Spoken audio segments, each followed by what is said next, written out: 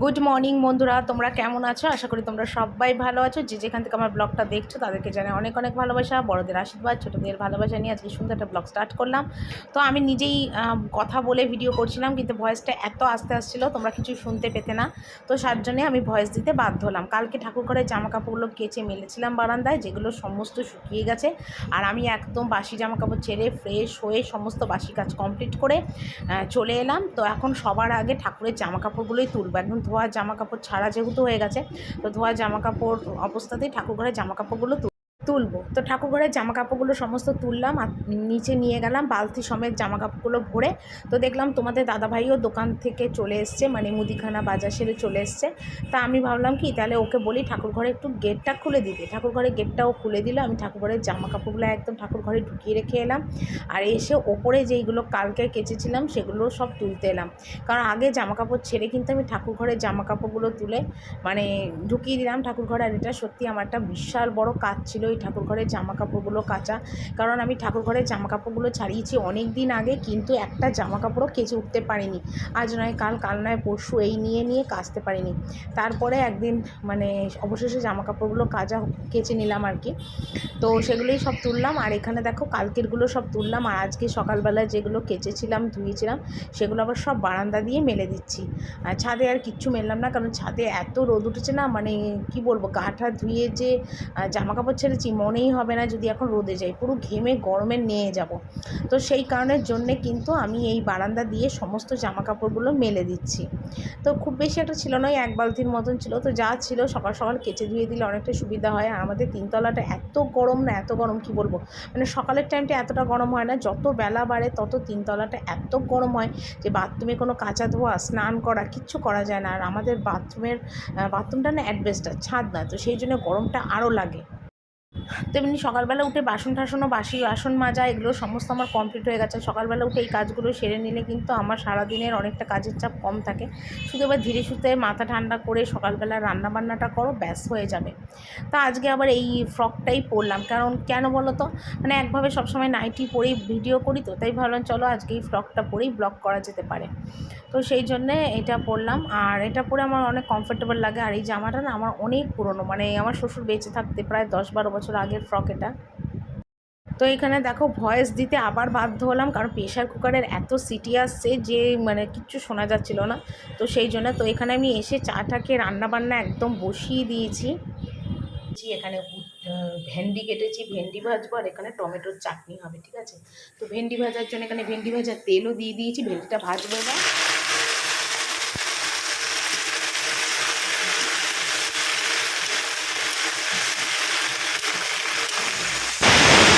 তোমাদের আজকে রান্নাটা একটু দেখিয়ে দিই। এখানে দেখো ভাত করেছি, আজকে আর ভাতে আলু সিদ্ধ দিইনি। এখানে মুচমুচে করে একটু অল্প করে আলু ভেজেছি।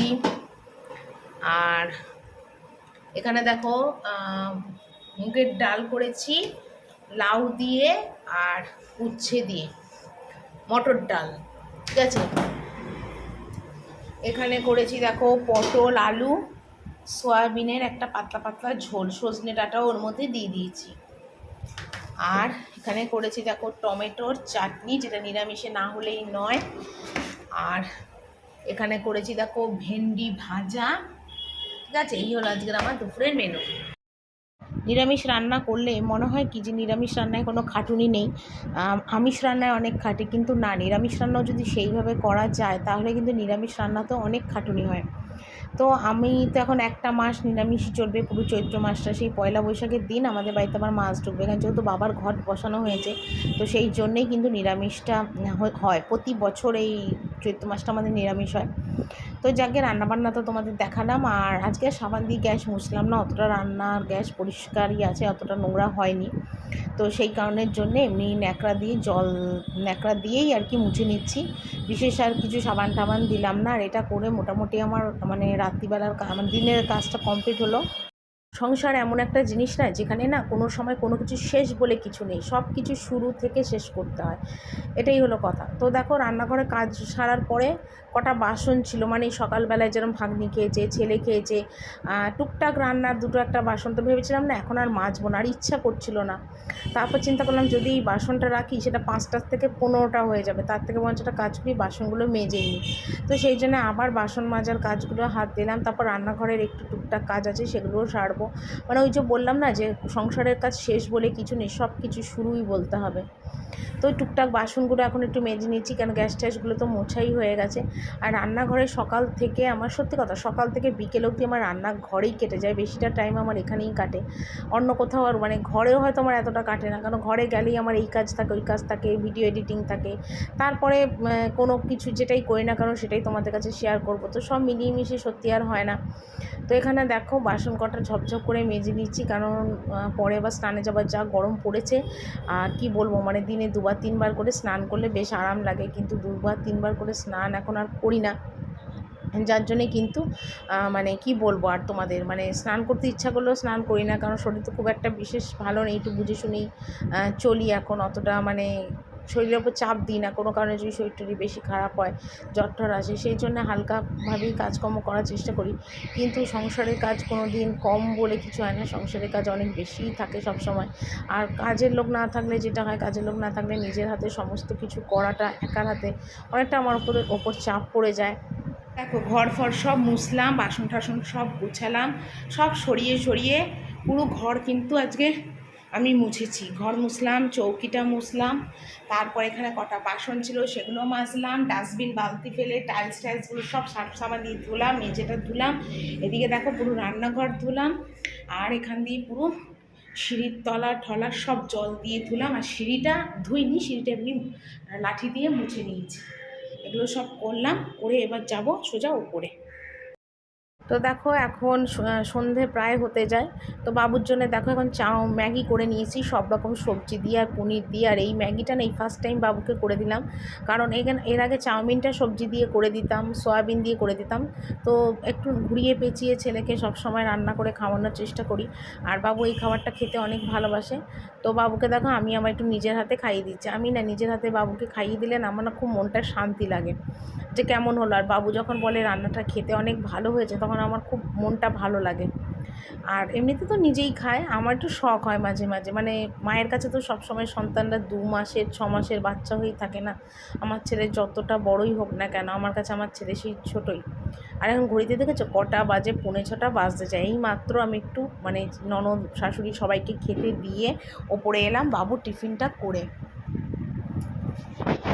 এইমাত্র নিচে এলাম, আর ঘড়িতে বাজে এখন 8:30, আর নিচে এলাম, আর এসে এখন রাত্রিবেলা একটু কড়াইশুঁটি দিয়ে আলুর তরকারি হবে সবার, আর আমার জন্য আমার আলাদা করে হলুদ ছাড়া তেল ঝাল মশলা আলাদা করে আলুর তরকারি কড়াইশুঁটি দিয়ে হবে। আর আমি যখন রাতে এখন 1 মাসের ওপর ভাত খাই, আর বাবুকে করে দেবো একটু পোলাও, মানে পনির পোলাও। তো সেই জন্য দেখো এখানে এই যে গোবিন্দভোগ চালটা পোলাওয়ের মতন সব নিয়ে নিয়েছি, আর এই যে এখানে পনির নিয়ে নিয়েছি, পনিরটাকে এখন ওই ভাজবো, এতে সাথে করে দিয়েছি আমার তরকারি হচ্ছে ভেজে প্রেসারে দিয়ে দেবো পোলাওটা। তো আমি খেয়ে দিয়ে ঘরে এলাম, আর এই দেখ বাবুর জন্যে নিয়ে এলাম পোলাও, এই দেখো পনির পোলাও নিয়ে এসেছি, দেখেছো পনির পোলাও, আর মুখে টেস্ট করে দেখলাম দারুণ হয়েছে আজকের পনির পোলাওটা খেতে। বাবু খেয়ে বল তো কেমন হয়েছে, খা খেয়ে বল আমায় একটু, ভালো হয়েছে খেয়ে বল।